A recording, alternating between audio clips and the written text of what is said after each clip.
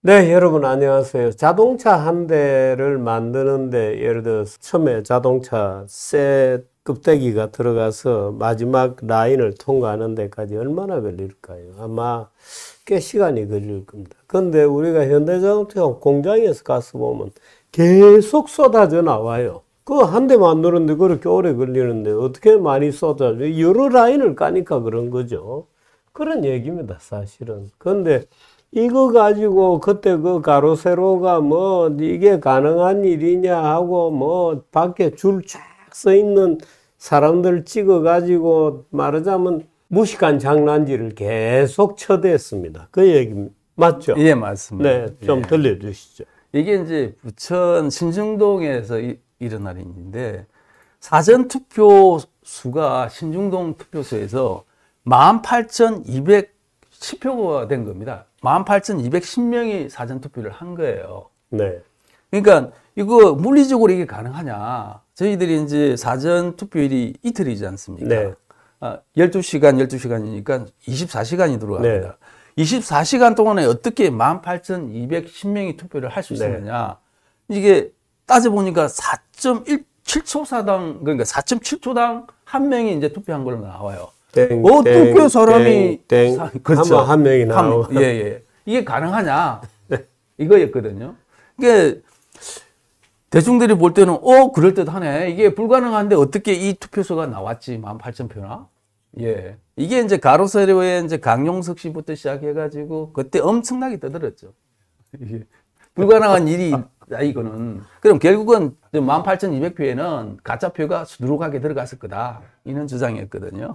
방금 이제 정주필님이 이야기하셨듯이 저희들이 차 한 대 만드는 데는 투입돼서 나올 때까지는 한 반나절 걸릴 수도 있어요. 24시간 걸리는 지점은 잘 모르겠습니다만.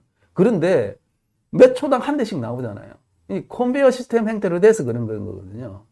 이것도 마찬가지입니다. 투표도 컨베이어 시스템대로 일어나기 때문에 가능한 거거든요. 그러면 그때 당시 어떻게 됐는지 제가 한번 살펴보겠습니다. 우리 사전투표하면 이런 식으로 하거든요.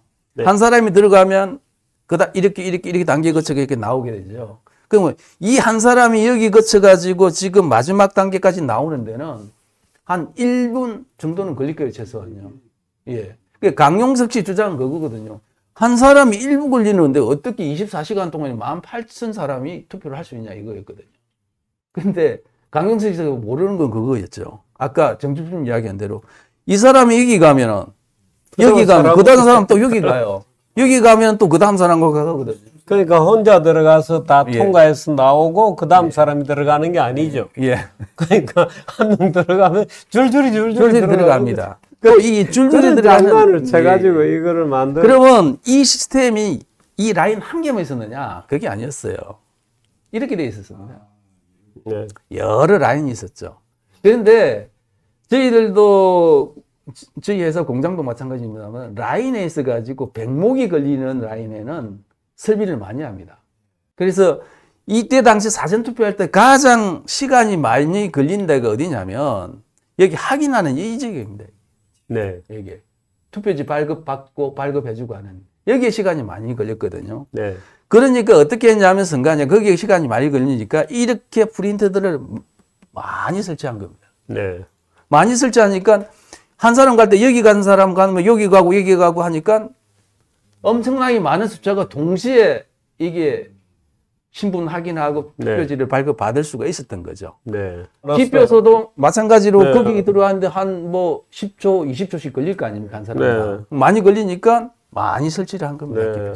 이렇게 설치가 됐으니까 18,000표가 가능했던 거예요. 제가 이제 이걸 산출해 보니까 얼마까지 가능했냐면 18,000명의 2배 정도가 가능한 거로 나오더라고요. 예. 18,000명이 했으니까 충분히 가능했던 거죠. 근데 지난 시간에 제가 신중동의 투표율이 가장 낮았다고 그랬지 않습니까? 왜 이렇게 많았느냐? 그러니까 부천시가 그때 당시에 동을 통폐합하면서 이 신중동의 선거인 수가 무려 73,000명이 됐습니다. 이 사전투표소가 아마 부천 사무동이었는데 거기 사진을 보시면 길가까지 쭉 길이 이어져 있었습니다. 네. 굉장히 많았어요. 이러다 보니까 이 신중동의 투표율이 19%밖에 안 나온 거예요. 다른 데는 우리 전국 평균이 6%가 7%였는데 예, 적게 나온 거예요.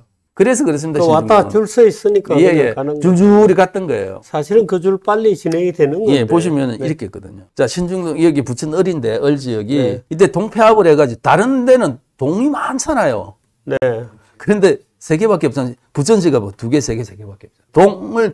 동폐합해서 그렇습니다. 부천시의 이 세 개라는 건 좀 무리다, 사실. 세 이게 군데밖에 안 이제 되는 행정상 이게 효율적이라고 판단하고 동폐합을 했던 것 같아요. 네, 네. 그 자체가 잘못된 건 아닌데 네. 이게 선거법상에는 읍면동 단위로 한 개의 사전투표소를 설치하게 돼 있었습니다. 그때 당시만. 네. 근데 이런 문제가 불거지니까 아마 법을 좀 개정했을 거예요. 이렇게 많은 선거인 수가 있을 때는 두세 개 정도를 사전투표 더 설치할 수 있다 해가지고 아마 22대 때는 이 지역이 사전투표소가 좀 많아졌을 거예요. 제가 확인은 안 해봤는데. 이게 이번에인가요? 이번에 그 선관위의 그 사무총장이 나와서 국회에서 정언할 때 하여튼 이 문제를 가지고 투표소를 몇 개까지 설치할 수 있는지를 가지고 답변을 하고 예, 예. 논쟁을 하더라고요. 예, 근데 예. 거기에 선관위 규칙으로 되는 것도 있고 법을 좀 조정해 줘야 예, 되는 예, 것도 그런 있고 것도 그런 있습니다. 모양이에요. 예, 예. 그래서 이 논쟁이 있는 걸 제가 예. 얼른 봤습니다. 예. TV 지나가면서. 요거는 조금 이제 보정을 해줘야 됩니다. 네, 예, 그렇군요. 보시면은 어떤 데는 5천 명이고 어떤 데는 이게 7만 3천 명이나 네. 되는 거죠. 유권자의 이제 근접성이 있어가지고 이 지역은 불리하고 이 지역은 유리하지 않습니까? 그렇군요. 그거는 행정성의 문제가 있기 때문에 그건 저희는 조금 개선해야 될 필요가 있다고 생각이 듭니다. 자, 그 자, 정도 하고요. 여기까지 하겠습니다.